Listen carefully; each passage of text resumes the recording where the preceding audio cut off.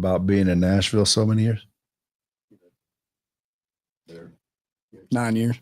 9 years. Stop it.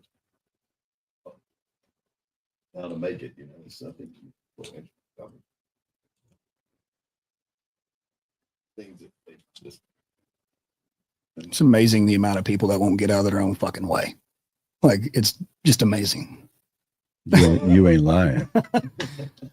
What's up, folks? Oh, you're about to watch a taping of Dropping Bombs. I got a country music artist, headlining artist, getting ready to drop some bombs with me, so stay tuned. If you got questions, put them in the comments, even though the comments seem like they're already full. I don't know if the comments need refresh, but we're about ready to drop some B-ROMs. All right.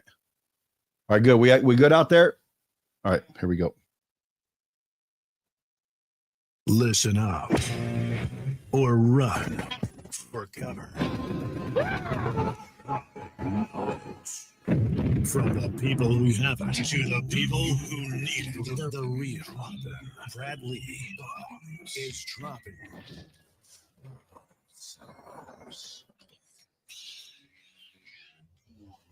What it is, Brad Lee back again with another episode of Dropping Bombs today in the studio, folks. As always, I brought a real treat for you. Today we've got country music artist Justin Andrews in the house. What's happening? Man, thank you so much for having me. Folks, if you guys haven't heard of this guy yet, you will, I'm sure. He's got some freaking big songs coming out. He's performed with Randy Houser, Joe Diffie, Morgan Wallen, Riley Green, Chris Young, and many, many more. And now you're probably about ready to kick off a whole. I mean, do you go on tour? We're booking the tour dates now. And you're working with producer Will Weatherly. Yes. Now, Will Weatherly is a known producer. Yes. He works with all the top names. How'd you get with that guy? I had met Will a while back, and I'm pretty sure it was through a friend of mine the first time that I met him, Rob. And he was always like, I was always wondering what he had going on, because he's really like withdrawn, like he don't really show his cards to anybody. And I didn't really know much about him.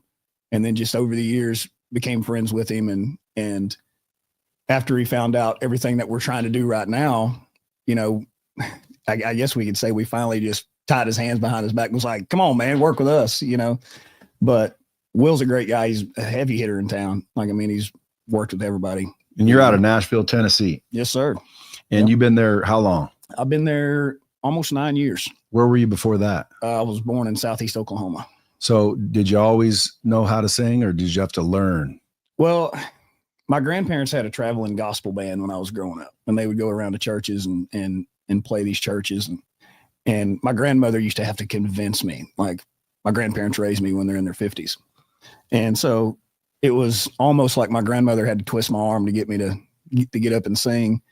And then it turned into, hey man, I'm kind of good at this, I think. I never would do it, but we'd go to a bar somewhere, and one of my buddies would put my name in at a karaoke bar or something where we'd just be hanging out drinking. And next thing you know, they'd call my name and have me get up and sing a song. And people started noticing. They're like walking up to me like, man, you're really good, man. Like, you're good. And I'm like, it's just for fun, and then it turned into, I guess, what it is now. I was like, man, I need to get a band together. People are keep on me about it. So you could just naturally sing. Yeah. I've never did any, like, people ask me, they's like, man, like, you've done vocal training and all that stuff. I'm like, not once ever.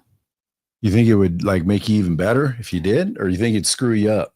Well, I mean, and this is the redneck way of thinking, like, if it ain't broke, don't fix it in your brain, but I mean, I wouldn't say no, just to see, because a lot of singing is just, it's your breathing. You have to learn how to breathe correctly, or your notes will go sharp or flat. Yeah. See, there's technical shit to it. And I always thought, like, one of these days when I retire, sell this place or something, maybe go be a country singer. Yeah. I got the country singer's voice. You can sing with me, buddy. I just can't sing though. I got to learn. I try sometimes. And there's always times where, like, certain songs, I sound really good for like a verse, and then it goes to hell. And I always thought, well, man, you can learn that. It's diaphragm. It's like, you can learn that. Yeah. someday. But is it possible to actually learn to sing from someone who can't sing to someone who actually can? I have like talked to people, you know, like when they're singing in cars or whatever, if they're like, I'm like, man, anybody can sing. You might not be really good at it, but like once you instruct somebody how to hold a note and hold it correctly. And I was just telling a friend of mine the other day, he goes, man, I want you to try to give me vocal lessons. I'm like, dude, I wouldn't even know where to fucking start. You know, I don't know how to do it. You know, I just do it. You know, it's like muscle memory to me. And so Probably from being young and singing in the church. I mean, what I used to do is I used to try to mimic what people sounded like. And I would hear them on, you remember the CD players that were like egg shaped and the antenna was always broke off of it, you know? And so I would listen to CDs and I would try to mimic their pitch and mimic their likeness, if you will. And it just came from that, I think. But he was asking me, and I was like, see if you can hold this note and hold it consistently. You know, and he would start cracking in places. And I'm like, that's because you didn't breathe enough. You didn't bring in enough air to sustain that note. But if you take in too much air, when you force that note out, you're going to go sharp on that note. And so it's just, you will come out of key if you don't breathe correctly.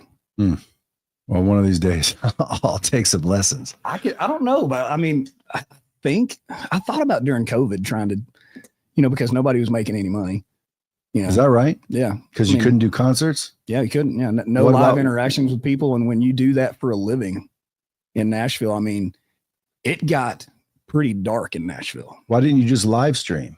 We were doing that. And honestly, my fans and my friends rallied around me because when people started doing that in Nashville, the first night, I mean, I couldn't pay rent for 4 months, you know, and still living in my apartment and getting emails like, hey, we need your rent. We need your rent.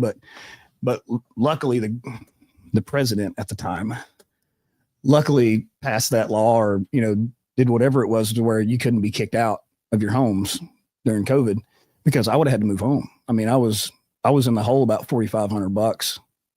And, but the first live stream that I did, I think it was on Facebook, I believe. But a lot of my friends got on there. I advertised that I was going to do it. And through Venmo and Cash App, I made $700 that day off that live. No kidding. And to be honest, it kept groceries in my fridge. I couldn't pay my rent with it. You know, you can't call the office and be like, I got $500. They're gonna be like, okay, where's the rest? Just don't give us any at all. Well, now on like YouTube, you can do super chats. You know what those are? No. So like if I said to the people watching live, you know, hey, if you wanted me to answer your question, you know, throw a $20 bill and boom, someone will give you $20. So it's like you could do requests. You could just get on there for fun if you're bored. And I'll bet you anything, people that starts catching it, tell them to share it out. Next thing you know, dude, people are just donating $20 a song. Hey, play this, play that. But then you'll be doing covers. But dude, your own song, One Bar Town, you just played it in there. Like that was good. I guarantee that's going to be a hit. How do people find your music if they want to? So like we were talking about previously, before we jumped on here, is we just rebooted kind of the sound a little bit. And so we just was that a reboot? That song, that one's going to be one of the rebooted songs. Like I've never released that song, but we have the studio demo version of it, and we're going to modify that a little bit. But we pulled the music down, and now we're fixing to make we were just in the studio last week and went in and I recorded some songs and sang on some songs that are going to be coming out here really quick. And so that's why there's no music out right now, is because I don't want to steer people in the wrong direction. You know, like if it's not what I want up there, I mean, I would hope that people could tell. Yeah, but you would think you'd leave up your old stuff and then just come out with new stuff. Well, I've still got some of the older stuff on my TikTok and on my Instagram and stuff like that. It's just not available because when you put out a new project, I've learned this is you want to filter people into that normally wouldn't find it. You already have people that love your stuff, so they're going to find it, but you want to try to generate a, you know, kind of like a pinch point for people that have never heard your stuff to find the stuff that you're trying to push at the time. And by the So- way, if you guys want to go check him out at Justin Andrews Music on social media, you can find him. You can Google him. So Be careful when you Google it. I'm kidding. I'm kidding. That's funny. So you're buddies with John Daly. He's got a song out of yours. Yeah. You wrote it for him or what? Well, so when I first moved to Nashville, a buddy of mine, Dan Hudson, had been writing over at a publishing house called Porch Light. And a publishing house, for those of you that don't know, is where the songs, they pay people on staff to write songs, and then they push those to artists. And then the And- artists decide whether they like them or not. Yes. And if they like one, what happens? They end up recording that, and what we call that is they're cutting an outside song, and that's not part of their camp. Because you're a writer too, yeah? Yes. So you're a writer, singer. What else? Producer? You produce it all? You know, I doubt that very seriously. That's why I leave it up to the professionals. Like, 'cause if I say an idea, well, what if we shoot this? Or like, well, there's a trash can behind you. You know, it's like I think about, I don't think too in depth of the creativity of producing. I think, being the country music lover that I am, I think that if I was in the room with somebody other than my project, I think I would do okay with it. But I'm way too hard on myself. Like, I'm my own worst critic. Is there a technique into writing? A lot of people do it differently, but there's a pattern that they go by, and there's there's things that they do in Nashville and I would assume in Austin or wherever music is going on, to where there's do's and don'ts. But I think if you're creating a piece of art, that would be like you telling Da Vinci that his painting wasn't right. Like who are you to tell somebody what their art is supposed to be? So I mean, and some people love other people's art more than others, but when you write songs, you start with the idea, obviously, and then you pick a tempo or a chord progression. But I mean, songwriting, I kind of know in my brain, and this is what made it so easy for me, is sitting in the room with all these massive songwriters that I've had the pleasure and the honor of getting to write songs with. Was it kind of came as a second nature to me, because I've listened and I've consumed so much country music that when you get into rooms, you already kind of know chord progression wise, or, whatever, kind of where it's going to go. Did you say chord progression? So can you hear the song in your head when you're making up a song? Mhm. Because that's the part I don't understand. Like, I always thought you have to get the music and then you write to the music. Well, a lot of people will we call it, do you have a melody?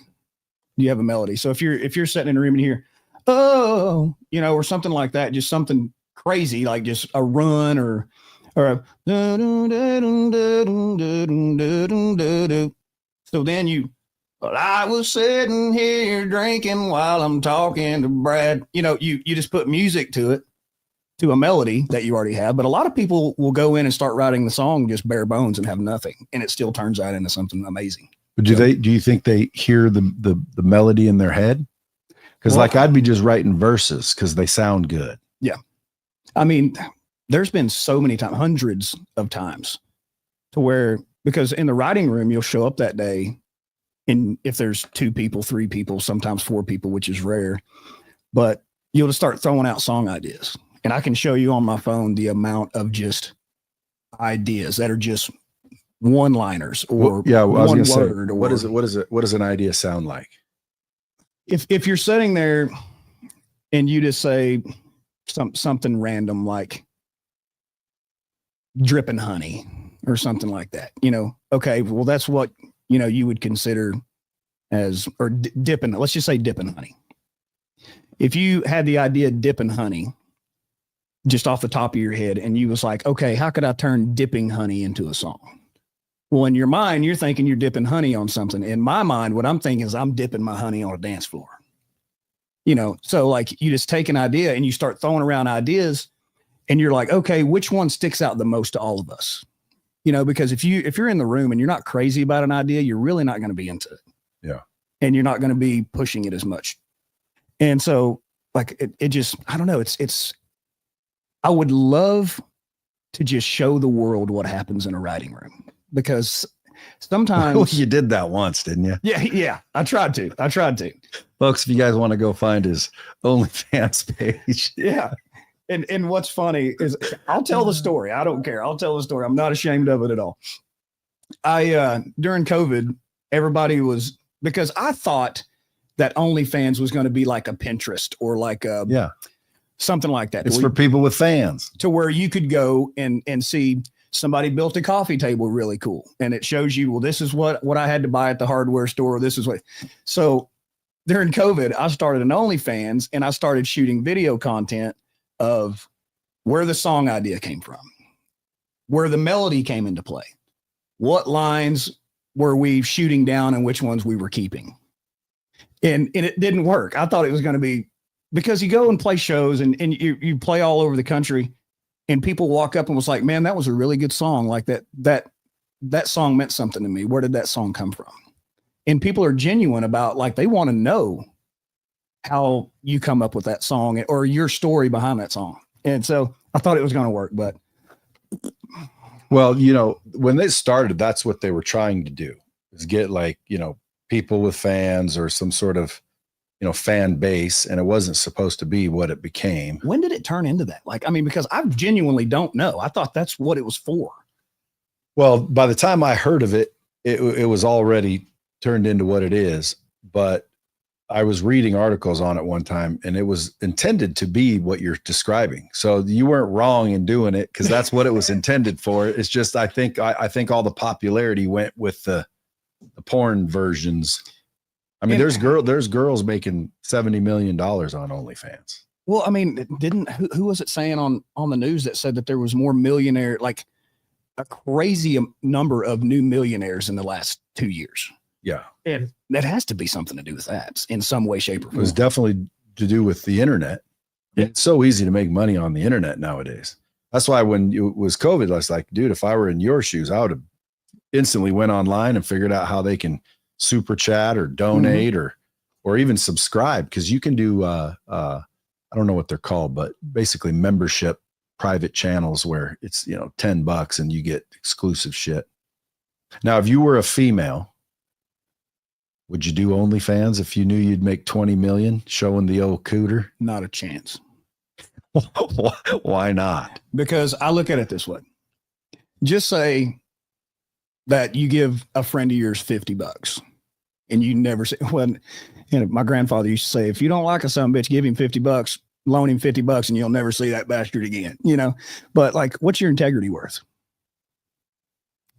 If they're making mine's worth, it's priceless. You know, I mean, so if somebody walked up to me today and said, if you go in that room over there and get naked, you and that girl get it on, I'll give you $5 million. I'm like, my integrity is not worth $5 million. Not for sale. Not for sale.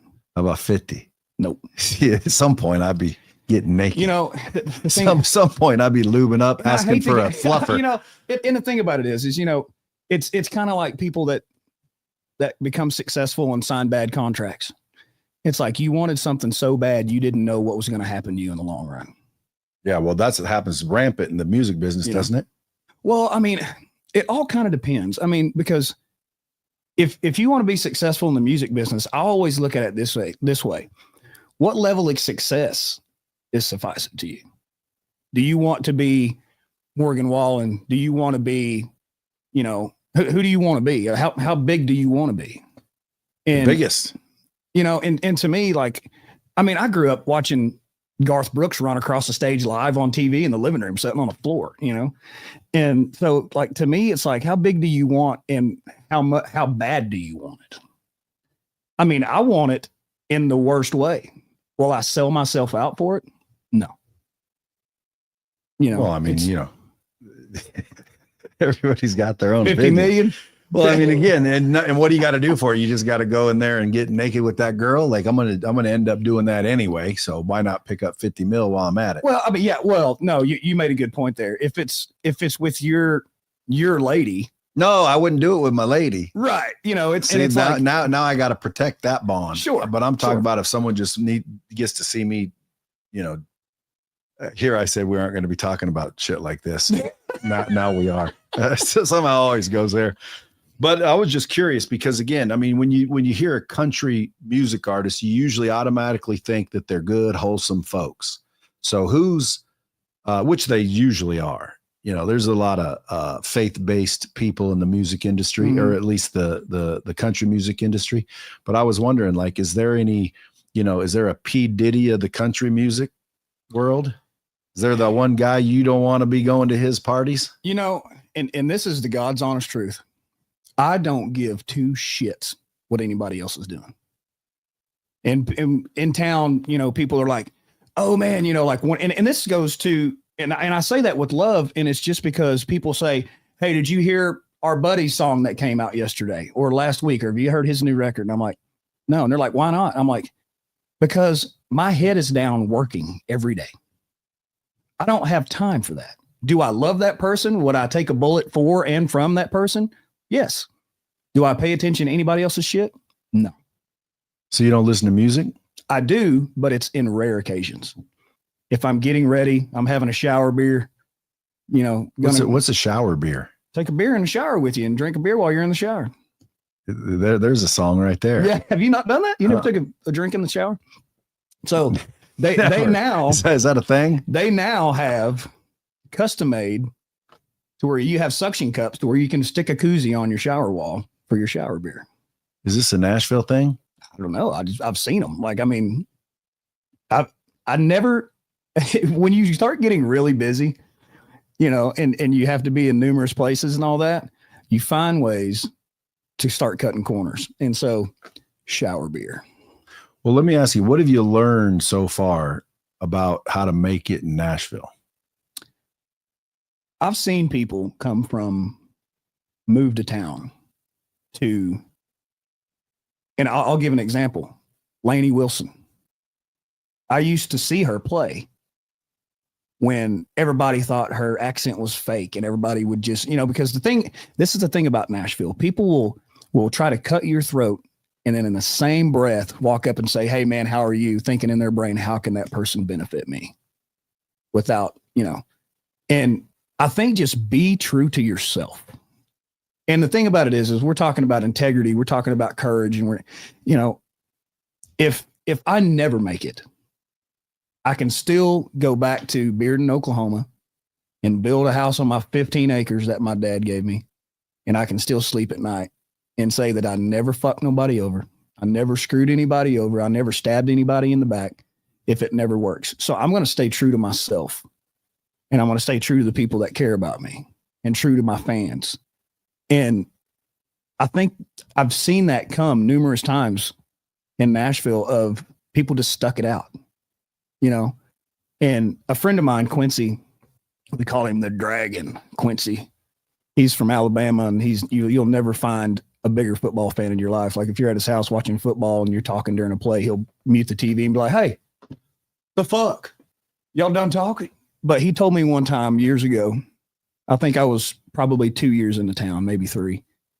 And we're sitting at the bar drinking and I looking back at it now, I didn't really do shit to be deserving of anything. I was just playing shows at places and not pushing any social media, not doing anything to deserve anybody giving a shit. And he goes, what's the matter, man? And I said, why the fuck am I out here? Like, what am I doing? I left a great job in oil and gas to move out here that I was at for 10 years. And I was like, what the fuck am I doing out here, man? And he goes, well, what do you mean? I was like, dude, I go play these shows.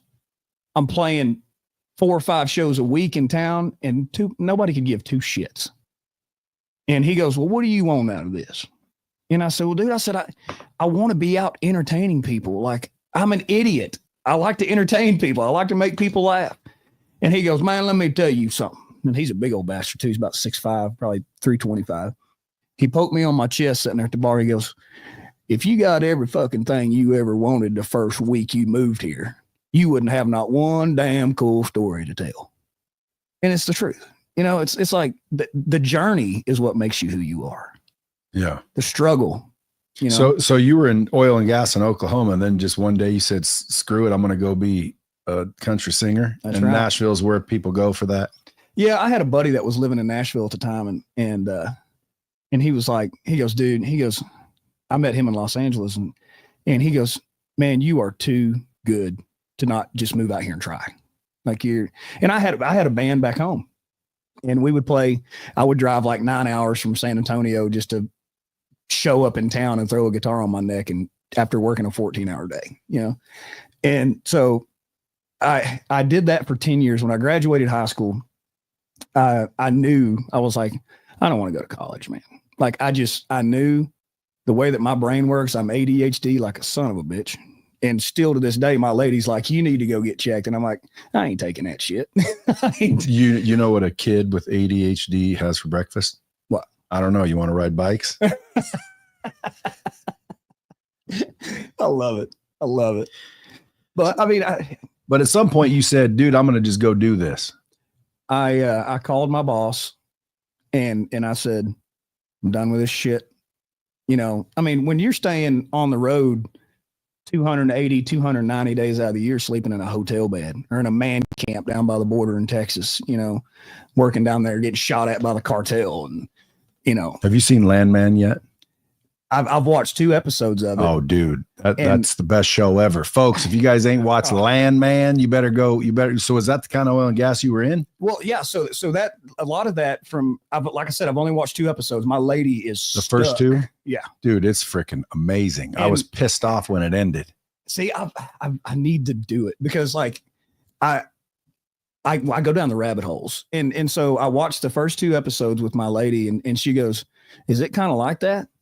And I was like, buddy, Mr. Sheridan done some research because it is exactly like that, And so when you see people getting hurt all the time or something blowing up or, shit, we went up into the panhandle of Texas one time and we was up there in Perryton, Texas working.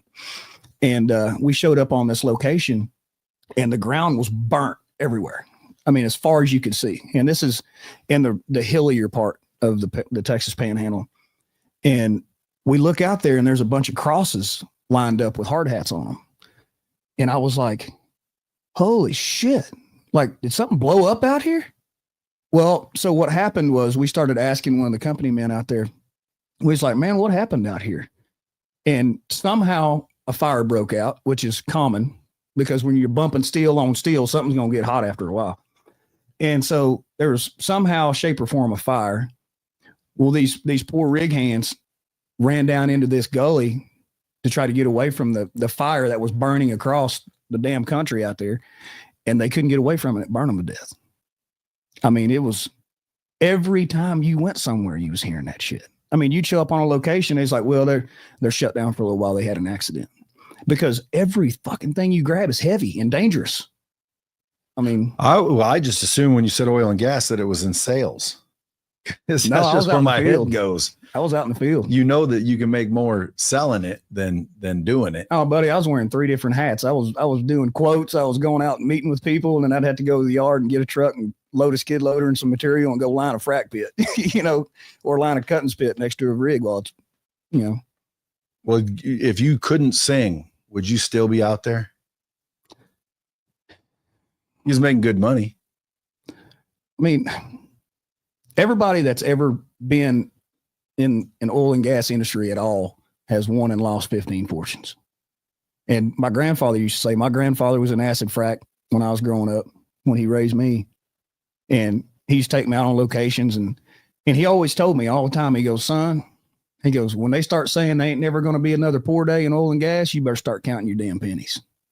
Because I know people that have went out on welding, welding pipeline, make $200,000 that year, go buy a $90,000 truck, put a welding rig together. And then next year they lose their damn house. I mean, it's when oil fluctuates as much as it does, if you can, I mean, we always said if oil's from 70 to 100, you're making some money. But shit, I mean, I remember numerous times it dropped way down. I don't remember what the number was, but in 2008, shit, they come got my pickup. They come got my motorcycle, everything. Cause I mean, if they're not drilling and you ain't gonna make no money. Nobody is across the board. So for me, it was an easy decision though. That's hard work. So you said, screw this shit. I'm going to go at least try to follow my country music career. I mean, and I didn't have a plan at all, buddy.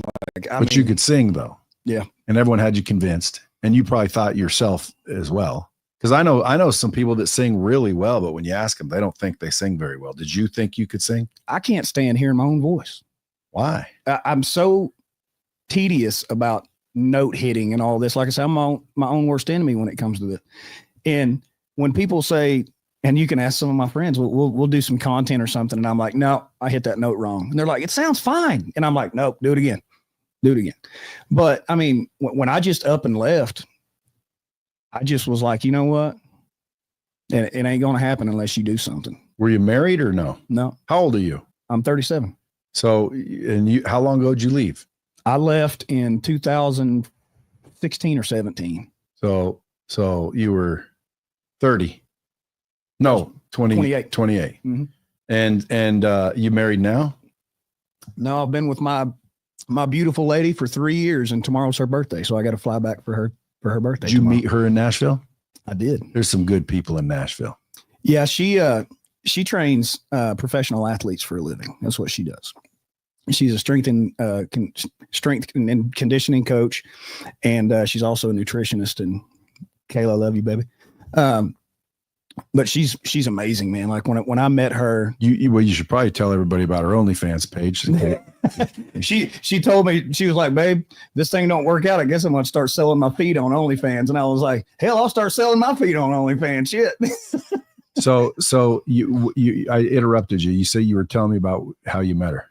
I was at a show and I just got off of the stage. I was playing with Chris Young, and I think Morgan showed up that day.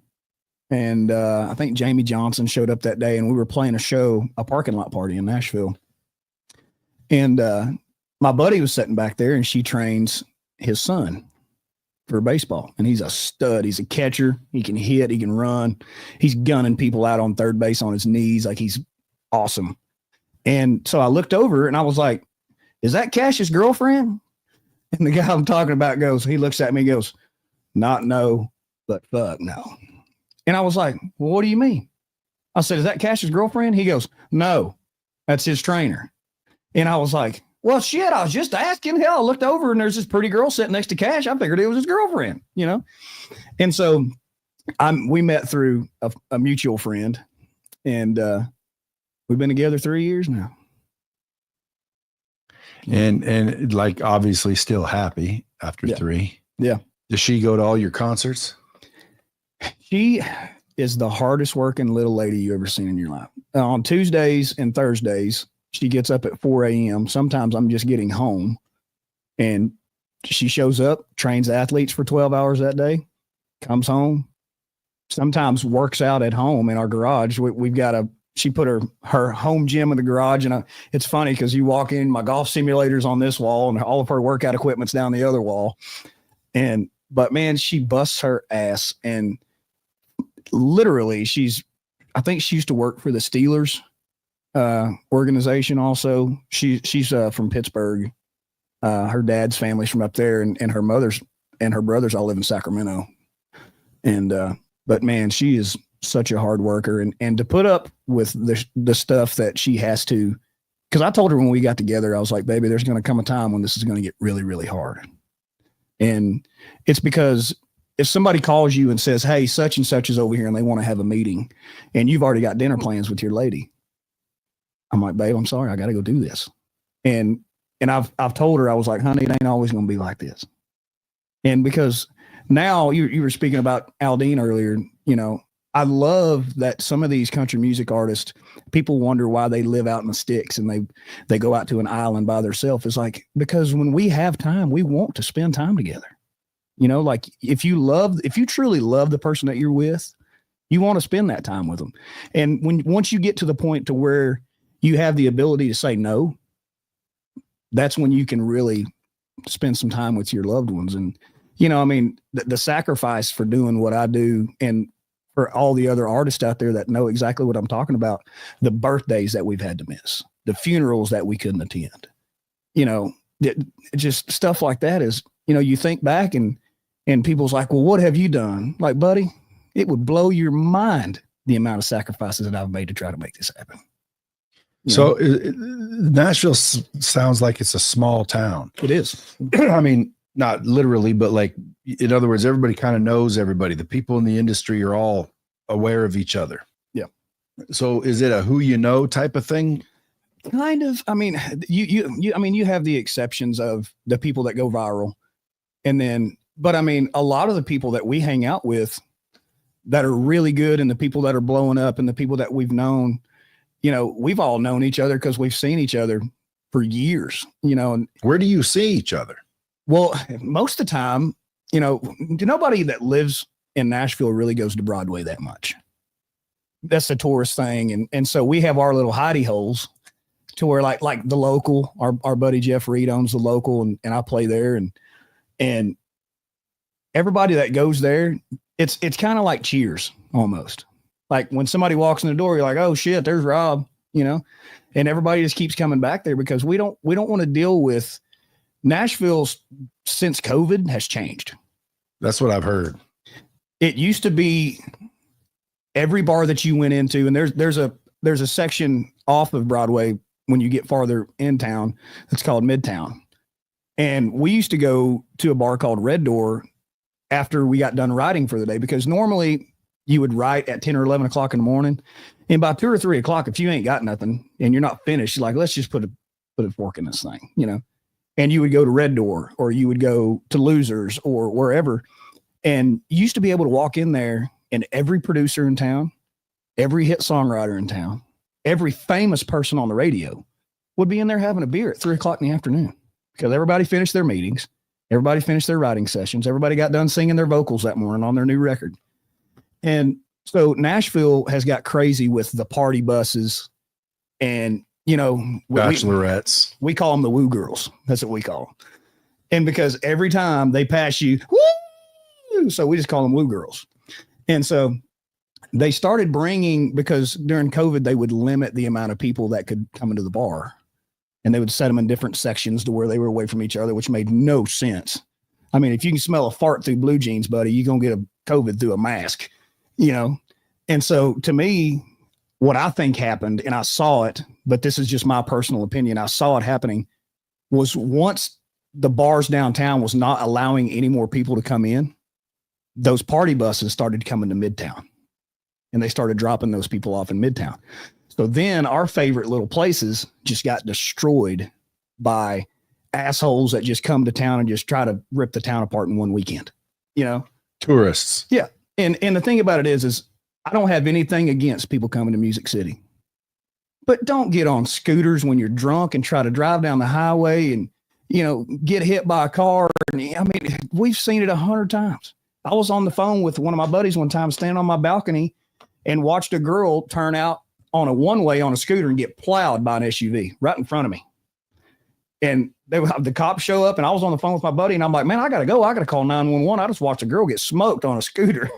And so she's laying on the ground. Ambulance shows up, just a drunk girl just on a scooter went the wrong way down the street. And a woman was turning out and she didn't have to look that way because there's nobody coming from that way. So she turns out, and as soon as she's pulling out, here comes that girl and just bam, just smokes her. And it's just people like, I've seen so many accidents and, because buddy, I'm one of the partiers too, but I'm not an idiot. Just when they come to town, it's kind of like Vegas. What if a country music artist doesn't drink? You think they'll be kind of outcasts? Because they wouldn't be at that bar. And it's all about network and relationships. Mm-hmm. So it's almost like, dude, if you plan on being a country singer, you better get used to having a few drinks. Well, the thing about that is like, it's so conversational to buy somebody a shot. If you're trying to get in somebody's, into their writing room or something like that, you're like, man, I need to go up and buy that guy a shot. I hope he remembers me from last time.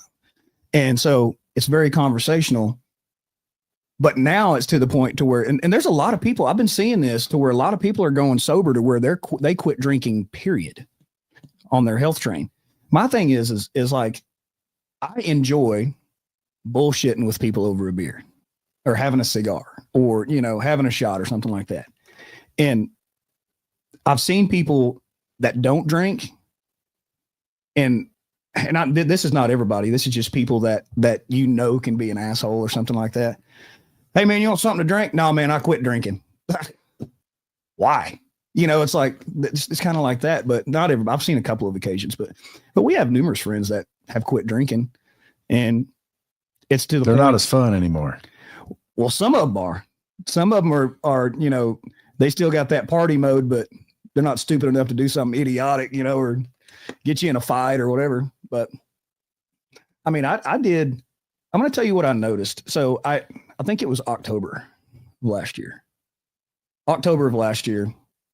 I was like, man, I'm going to not drink for a month, not have anything, not a beer at dinner, nothing. And I was like, I want to see how my body reacts to that. And I was on this health kick, and I work out and do all that stuff. And so I was like, I just want to see how my midsection changes from cutting out like a lot of the stuff that would affect it at all.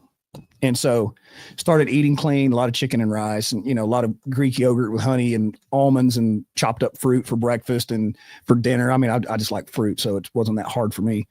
But the clarity that came after about a week and a half of how your brain started to function that you wasn't noticing was different. And it was weird to me. Is there a lot of weed smokers? Yeah. I mean, I don't know why they haven't legalized it in Nashville. Shit, everybody does it anyway, you know? But if I got into some of them writing rooms, are they just drinking? You think country guys, they're just drinking? well, some people do. Some people do. Like, I mean, when you show up to the studio, sometimes it's pretty much just like we're sitting here bullshitting right now. I'll be like, what do you think about this line? You know, like, damn, that sucks. You know, you're kidding around. Well, who gets to own it though? We all do. What do you mean? So if we're all writing right now and you say a killer line and then I say this instead of that last word, and then you like, yeah, that sounds good. I co-owned a song now. If you change, we call it a word for a third.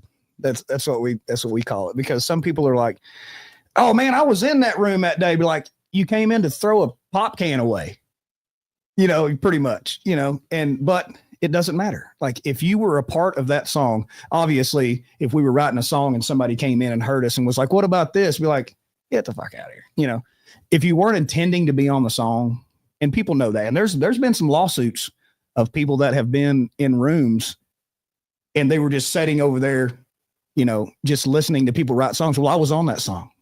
No, you weren't. So even if you just help write it, if you help write it, you're a part of it. it's funny that It's you say that, intellectual because I had a buddy of mine, he died, which is sad, but he was a country singer and he was pretty damn good, dude. His name was Shad. Yeah. And he moved to Nashville and everything. And he was pretty good, but he had that, you know, low country voice that he always had. Well, he played me a couple of his original songs when he came up to Vegas, because he was from Vegas originally. Mm-hmm. And he was over at my house and he had one that was called like Vanilla Candle or Vanilla something or another. I have a copy of it somewhere. It's actually a pretty good song. And he had this one verse that didn't go well. He had a really good, you know, beginning, and then the next line was kind of didn't really fit. And so I told him, why don't you say this instead? Mm-hmm. And he tried it and he goes, yeah, I like that. And I was just joking. I said, hey, I co-wrote that with you, dude. And he goes, no, you didn't. No, you didn't. Like, I didn't how it worked. I was like Nashville to a T. I know, but I was like, yeah. Dude, I was just joking. Like, I was just joking, but he physically and visually got all upset. Like I was trying to move in on his girl or something. Well, but my line did sound better than his. Well, and when you get, and I'm saying this about people that are trying their damnedest to get in a room with somebody, and they're like, you know, there's so many people in Nashville that I'm like, dude, like, I know what you're doing and I don't like it. You're like, oh yeah, well, I'm going to get it right with this dude. Do you want to come be a part of it? And I'm like, well, I mean, I'm not writing with you. I'll write, if we write a song together with him, I like that dude. We wrote songs already. Well, then you show up to the writing session and it's just this dude. And I'm like, you just wanted me to write a song for you. So And how many artists that are out there that are huge are singing somebody else's song? Because a lot of people don't realize that that's not even his song. Well, it's happening. It didn't used to be that way. I mean, I grew up listening to 90s country, Shenandoah, Diamond Rio, Blackhawk, Brooks and Dunn, all that stuff. And they would only record, well, sometimes they would, for the most part, they would only record their own songs. But now more people are accepting the idea of, okay, like that song is really, really good. Throw my pride out the window and record that song just because it's a great song. Like it's happening more and more. It didn't used to be like that. Really? But it's happening more often. Yeah. So do you find more enjoyment in performing or writing? I think if you knew you could make 50 million singing or 50 million writing. Oh, I do it singing all day. So you pick singing because there's this old man told me this one time, and he goes, there's a big difference in singing at people and singing to people. If you can make a room stop, and it doesn't matter if it's one of your songs or a cover song, it don't make a shit. And I've seen it happen a few times in Nashville to where you don't know who that person is, but you stopped whatever you was doing and you just can't stop looking and listening. And once you figure out, people ask me how I'm so comfortable on stage. And I'm like, dude, I've been doing this a long time, man.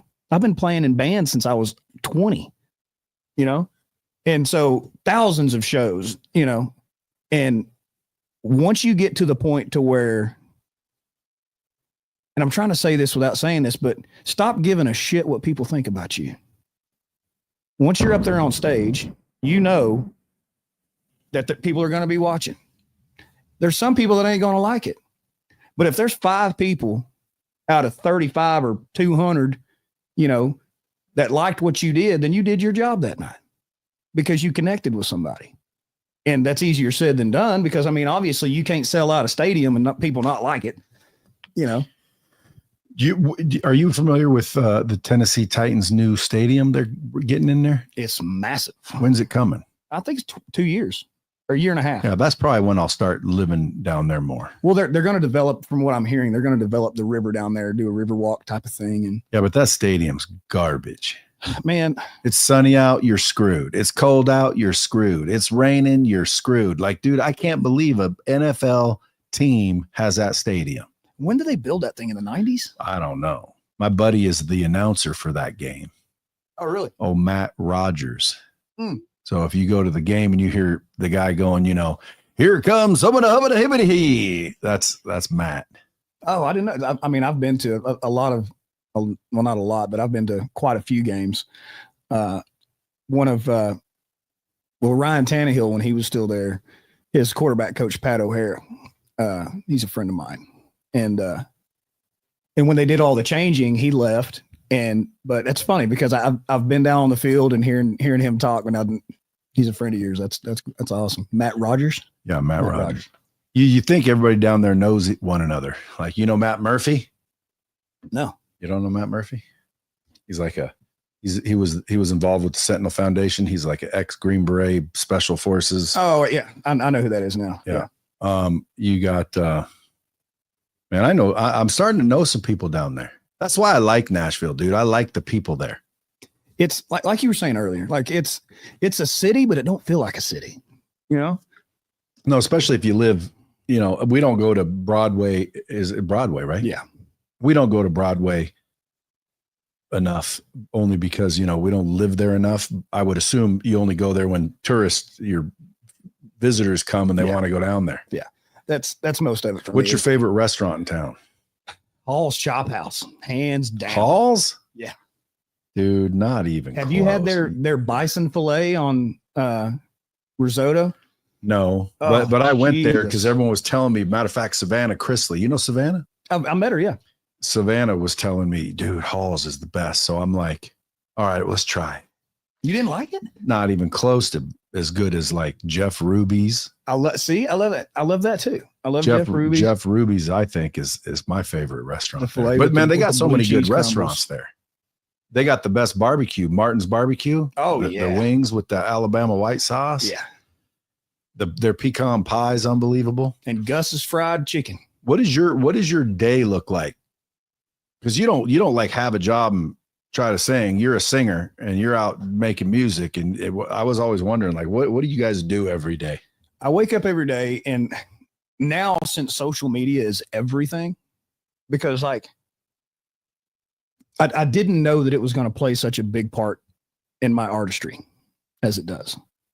But it's amazing because you can get fans, and hell, last night when we were at the casino, we ran into some friends of ours that we had met 2 years ago in Key West. And that's how they keep up with our music, is through social media. So the biggest part of my day is just figuring out, in which the algorithms or whatever, you can say whatever you want, like, because I've got some videos that done very well. And then the next one you post will get 3,000 views, fall on its face. But we posted a video last night. We just announced we're hosting a Nashville artist songwriter cruise line in January. It's called Music City Set Sail. And we posted it, and within what it get 10 or 12 or 15,000 like views quick. I mean, like really quick. So my day mostly consists of just trying to figure out how to break videos through. And I had to hire people to do it, because I'm like, man, I'm not creative like that. I'm not creative of producing a video, or, I can take an engine apart and put it back together. I've just always been really good with my hands, but most of the day is just trying to figure out, like, what do I need to do next that has nothing to do with me playing that guitar or singing, Just from like the business end of things? Yes. Well, I told you in the green room, if I were you, I would figure out, and you probably get a volunteer to do it. I'd figure out how to get a full-time camera person just to follow you around in those writing rooms, eating lunch, hanging out, walking around, doing it all. And then you chop it up and drop it. Because that's the real behind the scenes people don't really get, from a lot of artists. You see them on stage, and you see them, getting an award show, or you see that, what everybody kind of sees. Yeah. But I don't really see a lot of people putting themselves out there. But you know who does a good job of it? Jason Aldean and Brittany. His wife. No, but I mean, dude, like Brittany Aldean, shit, man. Brittany It's Aldean herself has probably brought Jason fans because of her social media, and that she's beautiful. And Jelly's wife, Bunny. Yeah. So, I mean, Yeah. like, dude, if I were you, I'd just focus on social media. That's another thing too. You sell tickets through social media, where, dude, you put on your own, you don't need, to open for nobody. You just put it on and bam, your shit's sold out just because of your social media. Mm-hmm. And I think the social media is the key. If I were going to start being a country music artist, I mean, I'd obviously, release some of the music and shit so people could see if they liked it or not. Yeah. But I would be more a personality than a musician. And then at some point, you come hear me sing.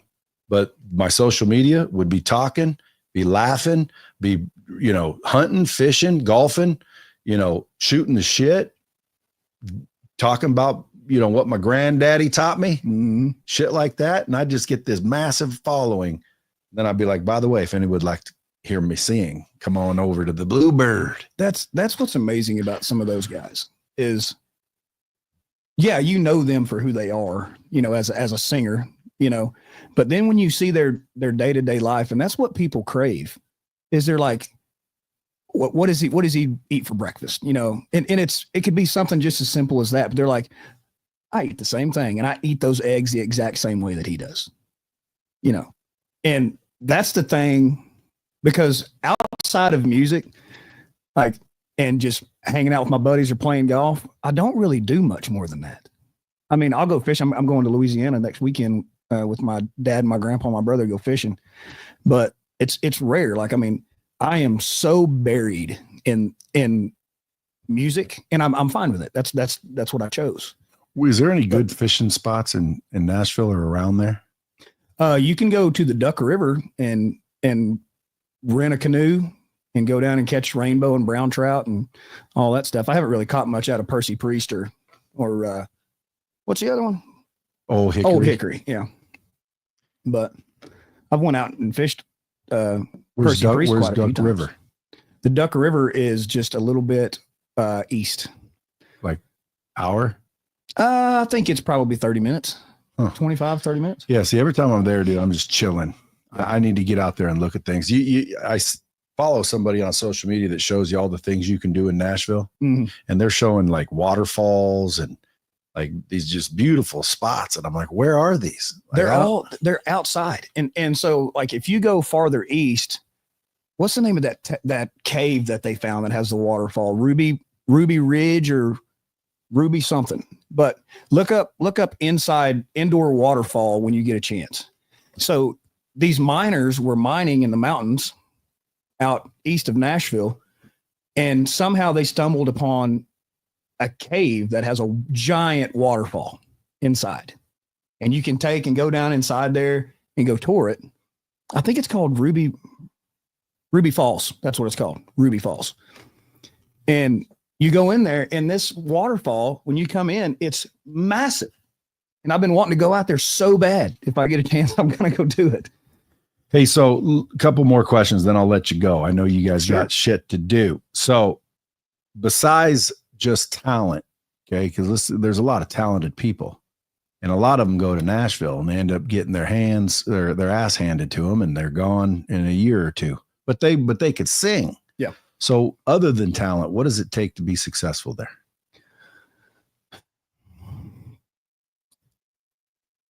Sense. It takes common sense. You know, the reason why I've seen a lot of people succeed is because they're a good person. You know, I've got into a lot of the situations that were beneficial for my career just because they're like, I like that guy. He's always been straight up. He ain't never got drunk and been a dick. You know, he's just always been the same dude, and he's a good guy. And so a lot of people have called me, hey man, you know, I was thinking about you. What are you doing? And then the next thing you know, you're in a writing room with somebody that you never would have got into. Now, so you keep saying writing room, like that's where you want to get. At the office. Well, so when you Makes me want to go down there and get in a writing room. when you get, How about you just start a writing room? you know what? I should. Why wouldn't you? I should just go rent a room somewhere and just be like, hey, you know what? As long as you're on the books, we'll do 4-hour slots, and anybody that wants to show up and write songs that day, just show up, and whoever ends up in whichever room, that's fine. What does a writing room look like? It's just chairs and a table. But I mean, no particular place. Well, if you're signed to a publishing deal, so a publishing deal is the writer's rooms of what I'm speaking on is you get paid music to write music there. So they pay you whether they like it or not. Well, no, so you once you build your catalog, when you show up every day, and depending on how long you're signed there, you start stacking up songs. So you can't just go down and invite writers in and start a writing room. Would they be like, who's publishing these? No, man, we're just writing songs. Well, you can do that. You can be an unsigned artist, a writer, and write songs and still submit that song to the masses, to BMI or ASCAP or CSAC or whatever. It just goes into their registry. And so, but you have to pick, because you can't be BMI and ASCAP at the same time. So when you say get into a writing room, you mean a writing room full of people? Yes. I mean, paid artists. Yes. So, I mean, now what if I walked in and I'm in there, but I'm willing to sign something that says I don't own none of these songs, no matter even if I contribute. Well, don't get that rumor started. But I mean, I'd like to sit in one just to listen to a real writing room. So real people. I don't want just people drinking and saying they're writing songs, but real writers, and listen and contribute. But I don't want anything, because dude, again, I improved that dude's song. And now that you're saying this, that's why he freaked out when I said it. And I was joking, but I'd be willing to say, look, I don't want no proceeds. I just want to sit in the process and listen and come up with some better lyrics. I don't think there would be anybody that would be opposed. And the reason why that people wouldn't be mad about you being in a room and saying, I don't want anything from this, I'll sign this document. And the reason why people have numerous co-writers in the room at the same time is because you're getting a different brain function. on the idea. Well, tell all the writers. Old Brad Lee's willing Brad to come wants down. in, y'all. Dude, I think I might end up, writing some kick-ass lyrics. I'll write a song with you. All right. Again, you got to get it started. I'm one of those that can just say, maybe this word instead. But again, like that one bar town, I wouldn't improve it at all. I mean, has anybody ever just wrote a song and it's good from get-go? Well, sometimes when you're on a professional level of writing, a lot of times after you're done with it, just say you finish writing a song and we get up and leave. Sometimes if you think that song is worth it, and I don't really know what that classifies as, but when you're passionate about one that you just finished and you really think that it's a good idea and you're like, okay, well, such and such I wrote that song with, he's over there at a famous artist publishing house or, where they write songs at. Be like, okay, well, that song's worth a revisit. It's worth going back in and seeing if we can tighten those bolts down a little tighter. Just because when you leave that day, my lady asked me, she goes, babe, what's it like in those rooms? And I said, this is the only way that I can put it is somebody puts a math problem down in front of you and you smoke your brain trying to figure out that math problem for 4 hours straight. And no matter what, whenever you leave that room, it's still not right. Because it's just off a little bit. Because this is the thing. When somebody says, oh man, well, you should have had such and such on that song, he would have made it better. I'm like, but what classifies better? Just because they're different words. I mean, if it's in my mind, it would be because it evoked a different emotion. Sure. And that's why these big songwriters that are all over the world in any genre, man, I'd love to get in the room with that guy because he's so good and he's famous and all this. I'm like, well, just step back and think about that for a second. Do you want to be in the room with that guy because you want him to write you a song or you be a part of something that you couldn't do yourself? And most likely that's the case. But the reason why I think I was kind of received from these big songwriters that I've been a part of is if you don't shut up, you ain't gonna learn nothing. If you're trying to jump the gun and throw out these lines that if you would videotape that session and look back, you're like, God, why did I say that? That was stupid as shit. But it starts with an idea, you said. So like, do you think an idea was, one day, I think it was Garth, that, he said, I got an idea from a phone booth in Cheyenne. And then they made a promise to die. Yeah. Now, did someone just finish it? Did it start with that? How does the idea begin? So, because once you hear the song from a phone booth in Cheyenne, I mean, what other name would rhyme with Cheyenne other than Diane? And was there a Diane, or was that just because it rhymed? Probably because it rhymed. Yeah. But there's that would be interesting. So I would have suggested Libby. I honest to God, try singing it with Libby. See how it sounds. Honest to God would like to research. When I walk out of here, I'm going to look who the writers were on that song, or if Garth wrote that himself. Or whatever, because now I want to know, like, did you do that because it rhymed, or did you do that because the idea came from a phone booth in Cheyenne? You made a promise to Diane. Because I doubt there was a Diane. I wonder if it was Jack and Diane. But to be funny, I said try it with Libby. Shitty.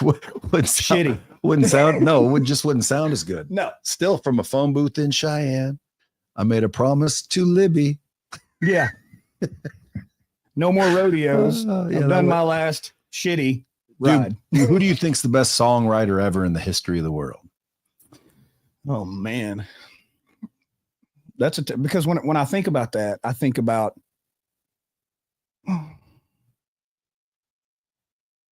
when it comes to songs that are popular, I think honestly, when it comes to country music, I always lean towards George because that's just what made me want to do now. And Dean Dillon is one of the best songwriters in country history. Chris Christopherson, some of those guys. Do they just sit Keith there? Whitley. Do you think they just write and then they get a writer room together and say, hey, what do you guys think? And perfect it? If I wanted to write a song, would I just write the song and then like shoot it to you and say, what do you think? Yeah. I mean, and honestly, people ask this all the time. They're like, can I send you some poems? And I'm like, that won't work. It's not the same program. I had a relative of mine, and this was very aggravating. He pulls me in the room one night, and I won't say who it was because I don't love my family, but he was like, and he has no idea about social media, so this is fine. He was like, "Hey man, I got something I want to give you." And my grandmother, before she passed away, she loved to write poems, and she got some of her poems in some books and things like that. And so he walks up and he hands me this notepad, and buddy, front and back, all the way through till the end, there was poems in this book. And I still have that book, but it just doesn't work that way. Like, you actually kind of, in a way, have to know what you're doing and know a little bit about music theory, which I don't know much, but I taught myself to play guitar just in my room. But you could, if you said, this is my idea and this is what my goal is about this song.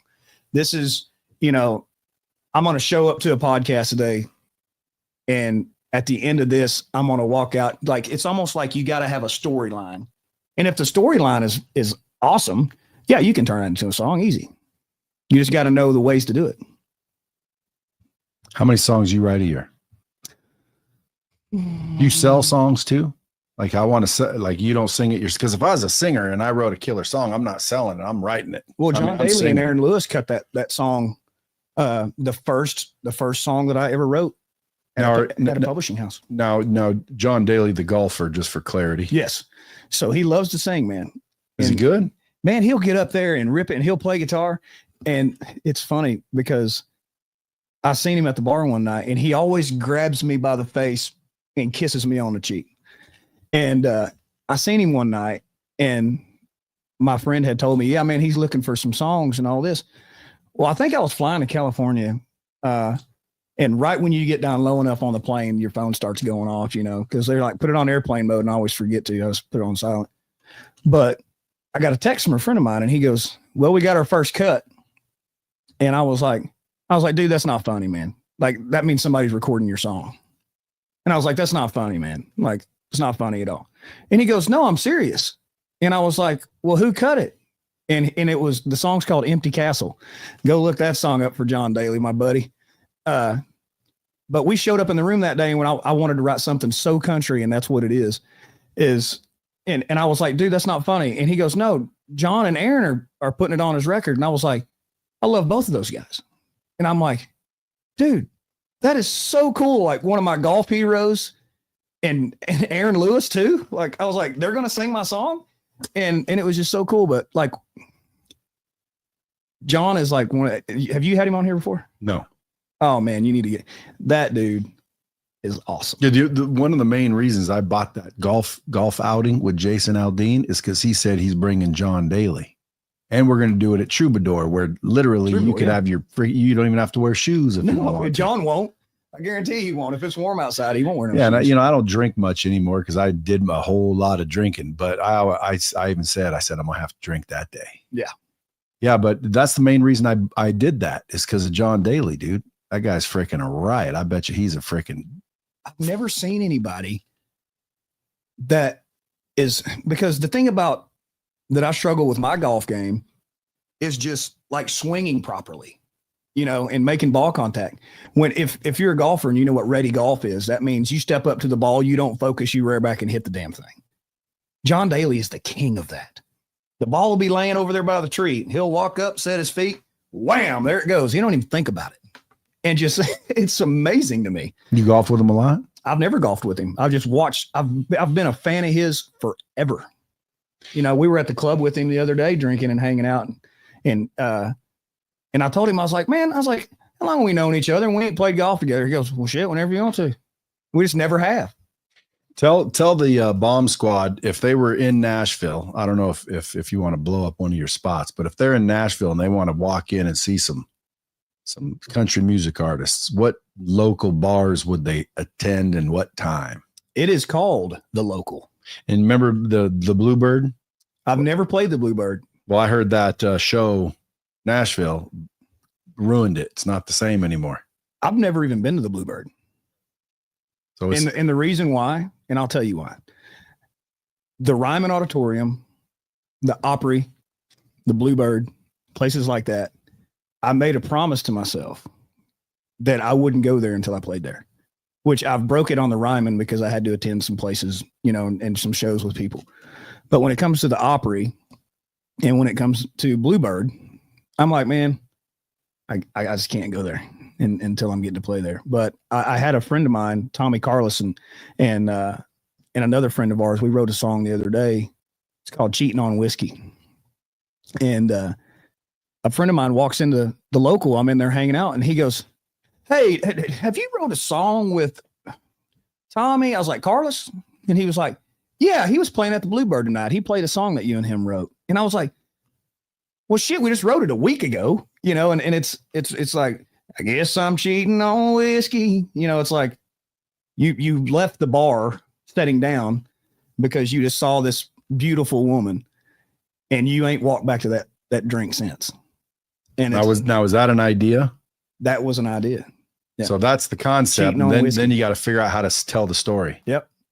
And so I'll let you listen to it later and I'll send it to you. But it's a story. It's like, hey, you know, I walked into this bar like I always do. You know, didn't think I was going to run into a girl that I was just like, oh my God. I want to pay so much attention to her. I could give a shit less about that glass. And you ain't left the dance floor since she walked in there. I guess I'm cheating on whiskey. Was that a real story? No, It's concept. it's just like, have you ever been to a bar and it could be your wife, it could be your girlfriend. When you see something and you're like, holy smokes. I mean, and everybody's had that puppy love to where you see a girl walk in and you're like, I can't even think straight until I go over there and ask her if she wants a drink or a dance, you know? And so it kind of relates to people, I guess. And that's what you want, is you want stuff to be relatable, you know, something that somebody's felt or went through or seen. So let me ask you, I always ask people, what can the Bomb Squad do for you? When this thing drops, there'll be a bunch of people listening to it and they're like good, solid people. What can they do to help you out? Just follow the page, follow the Instagram, follow the TikTok. You know, I mean, like I said earlier, I never thought that I would be worried more about social media than being good at my craft, you know, but that would be the most beneficial is you know, and thank you to your fans and for having me on. I really appreciate it. It's just follow the page. There you go, folks. Well, I appreciate you coming in, dude, taking the time out your schedule. Folks, you guys heard him. Justin Andrews Music is where you find him. Go hit him up, give him a follow, drop a little comment in the DM. And when these songs come out, when these songs coming out? So we was just in the studio last week. So these songs are going to be coming out really quick. We need to get them mastered and we need to get them ready to go, but it's going to be probably within a week or two. Well, guys, I'm going to make a prediction. One Bar Town. That's going to be the one that freaking, what's the award that everybody always wants? The Grammy. Yeah, the Grammy. That's going to get you a Grammy, my friend. Oh, One Bar Town. Appreciate you coming in. Folks, as always, till next time, keep it real.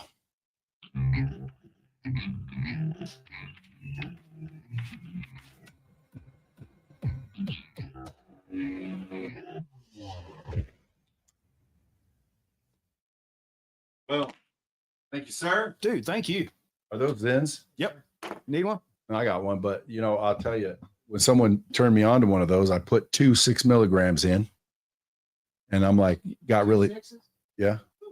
And I got focused, right? And I'm like, dude, I like these. It was right before a speech, and when I went out there, I just crushed this speech. So, you know, when they kind of, you think they've been in there a couple hours, time to get rid of them. So I chucked them and I put 2 more in. And then when they got done, I chucked them and put 2 more in. And I had 2 in all day. Yeah. And like every 2 hours, I was putting 2 in, 2 in, 2 in, 2 in. Then a couple of nights I'd fall asleep, wake up, and they're still in. I sleep with that's a thing, buddy. I sleep with them in. Yeah. Well, dude, listen, that 100 milligrams of nicotine a day starts to affect you. Oh yeah. Yeah. So like for 3 months, I was thinking, it'd get me sick if it was doing anything. Mm-hmm. And then I started to piss a little slower than normal. And I'm getting old, and I kept hearing stories that eventually, man, you're going to slow down. You have a hard time peeing, I guess. Yeah. And I'm like, well, maybe that's just because I'm old. And so I'm like, then I get my blood done every once in a while. My PSA level went from like 0.9 to 4.2 or something. I'm like, shit, dude, that ain't good. So I asked my doctor, like, what's up? He goes, well, could just be prostatitis, could be a number of things. Like, you do anything different? And I said,